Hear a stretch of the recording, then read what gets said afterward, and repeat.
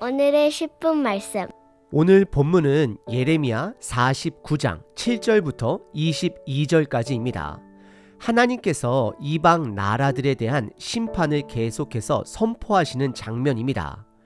이번에 다뤄질 나라는 에돔입니다.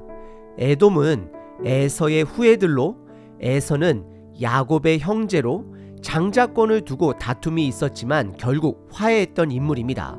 그러나 시간이 지나면서 에서의 후예인 에돔은 이스라엘을 적대시하기 시작했고, 이제 하나님은 그들에 대한 심판을 선언하십니다. 지금까지 우리가 살펴본 이방 나라들에 대한 하나님의 심판에는 공통적인 패턴이 있었습니다. 첫째, 그들이 멸망하게 된 이유가 분명하게 제시됩니다.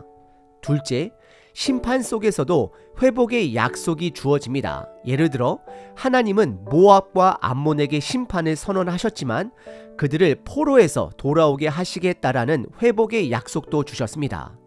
오늘 본문에 등장하는 에돔에 대한 심판도 이와 비슷한 구조를 따릅니다. 첫 번째 부분은 에돔의 썩은 지혜와 하나님의 심판입니다. 7절서부터 11절입니다. 먼저 7절에 하나님께서는 에돔의 지혜에 대해 3번이나 질문을 던지십니다. 첫 번째, 대만에 다시는 지혜가 없게 되었느냐? 두 번째, 명철한 자에게 책략이 끊어졌느냐? 마지막 3번째, 그들의 지혜가 없어졌느냐라고 묻고 계십니다. 하나님은 그들이 자랑하던 대만 지역의 지혜가 하나님의 심판 앞에서는 아무 쓸모가 없음을 지적하십니다. 에돔은 그들의 지혜를 신뢰했지만 하나님 앞에서 그 지혜는 무력했습니다. 참고로 대만이라는 이름은 창세기 36장에 등장하는 에서의 손자의 이름입니다. 아마도 그들이 사는 지역을 대만으로 불리게 되었을 것입니다. 그리고 욥이 고통을 당하고 있을 때 그를 찾아온 친구 중 엘리바스 사람이 이 지역 사람입니다. 그래서 역사 속에 대만은 지혜로운 자들이 많은 자로 여겨진 도시로 보여집니다. 하나님은 에돔에게 질문을 던지시고 8절에 보시면 그들에게 도망하라고 명령하십니다. 드단 줌이나 돌이켜 도망하여 깊은 곳에 숨을 지어다 내가 에서의 재앙을 그에게 임하게 할 때에 그들을 벌할 것입니다 라고 말씀하십니다. 이는 하나님의 심판이 피할 수 없음을 의미합니다. 그리고 9절과 10절에서는 하나님의 심판이 얼마나 철저할지를 강조합니다. 포도를 거두는 자들이 내게 이르되 약간의 열매도 남기지 아니하겠고 밤에 도둑이 오면 그 욕심이 차기까지 멸하느니라. 10절, 그러나 내가 에서의 옷을 벗겨 그 숨은 곳이 드러나게 하였나니 그가 그 몸을 숨길 수 없을 것이라. 그 자손과 형제와 이웃이 멸망하였은즉 그가 없어졌느니라 라고 기록합니다. 에돔은 그들의 숨을 곳조차 없을 정도로 철저하게 심판을 받게 될 것을 말씀하십니다. 그러나 11절에서는 하나님께서 에돔의 고아들과 가부들을 지켜주시겠다라는 약속을 해주십니다. 11절에 내 고아들을 버려도 내가 그들을 살리리라.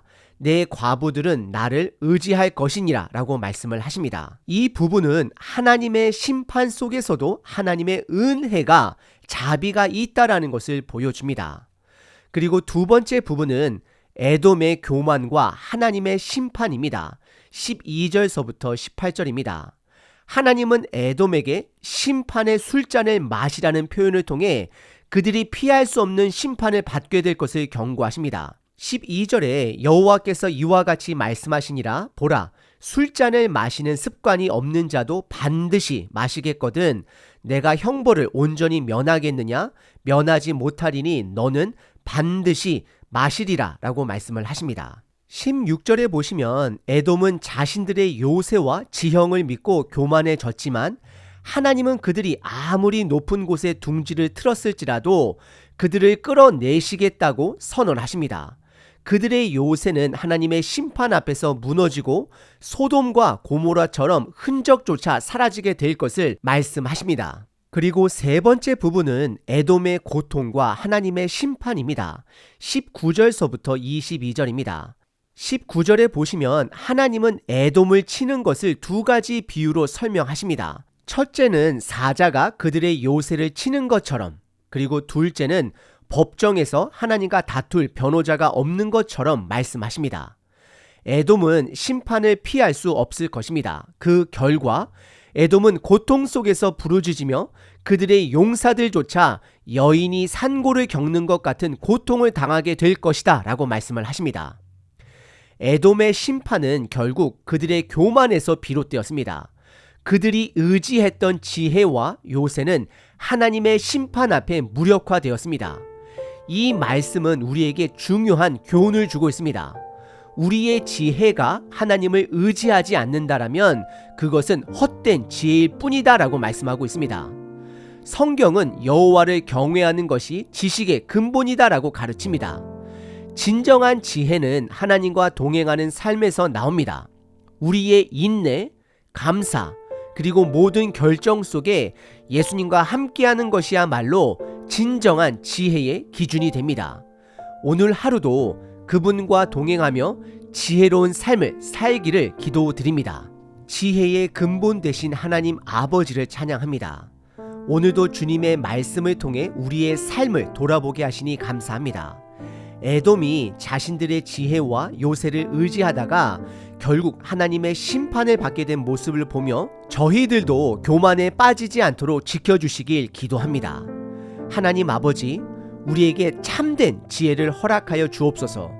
주님을 경외하는 것이 지혜의 시작임을 깨닫고 모든 상황 속에서 주님과 동행하는 삶을 살게 하옵소서. 우리의 판단과 결정 속에 하나님의 뜻이 늘 중심에 자리하게 하시고 우리의 인내와 감사가 주님을 의지하는 데서 나올 수 있도록 인도하여 주옵소서.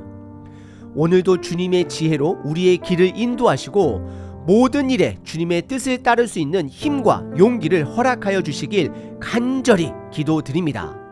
지혜가 되신 예수님의 이름으로 기도합니다. 아멘.